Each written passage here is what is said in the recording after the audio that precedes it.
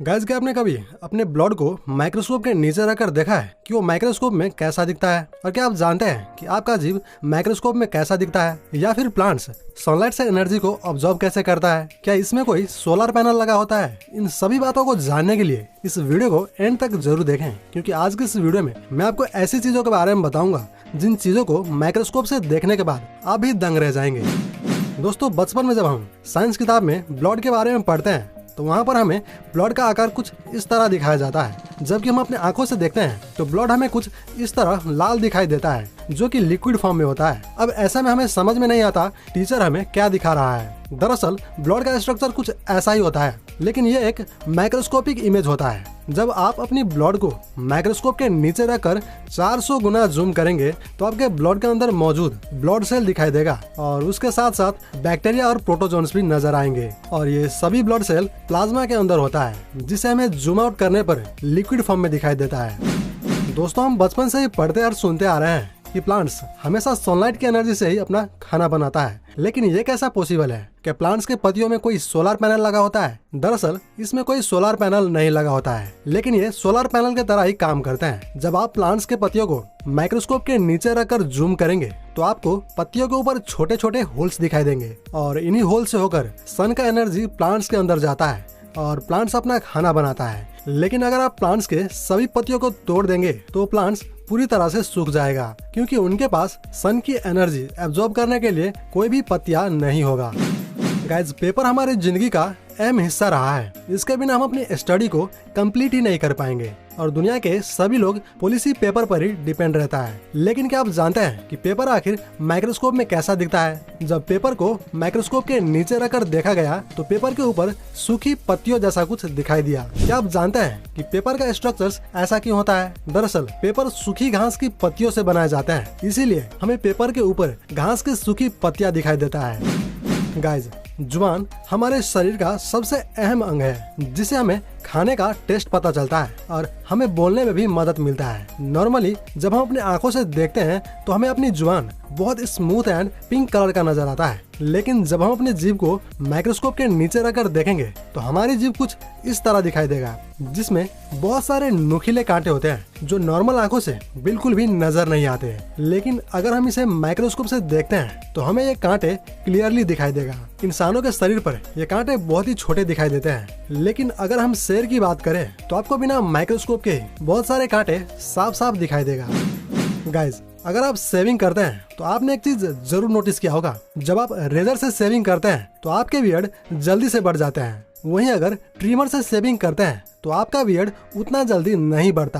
क्या आप जानते हैं कि ऐसा क्यों होता है? इसे पता करने के लिए जब रेजर्स और ट्रिमर द्वारा कटा हुआ बाल को साइड बाय साइड माइक्रोस्कोप के नीचे रखकर देखा गया तो रिजल्ट कुछ ऐसा दिखा, जिसमें रेजर द्वारा सेव हुआ बालों का कट एकदम सीधा था, वहीं पर ट्रिमर द्वारा कटा हुआ बाल कुछ ऐसा था जैसे कि मानो किसी ने बाल को तोड़ दिया हो, जिसे साफ साफ पता चलता है कि बालों के ऊपरी हिस्से डैमेज हो जाते हैं, और इसी के चलते ट्रिमर द्वारा कटा हुआ बाल जल्दी से ग्रो नहीं होता।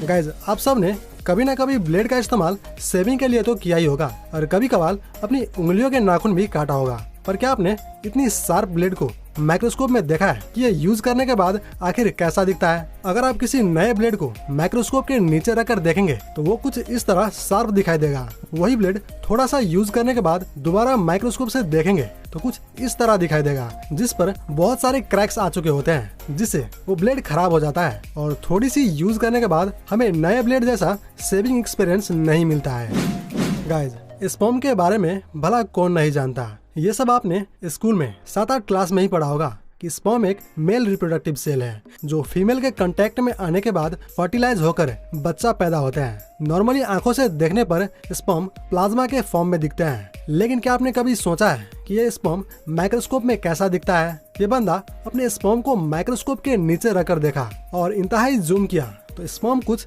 इस तरह दिखाई दिया, जिसमें बहुत सारे छोटे छोटे सेल्स थे जो इधर उधर भाग रहा था। और इसमें से आप कुछ एबनॉर्मल सेल को भी देख सकते हैं, जो एक आम सेल के मुकाबले कमजोर लग रहा है, और एक सेल जिसका सिर टेढ़ा है, और दूसरा जिसका पूंछ बड़ा होने के कारण ठीक से मूव नहीं कर पा रहा है।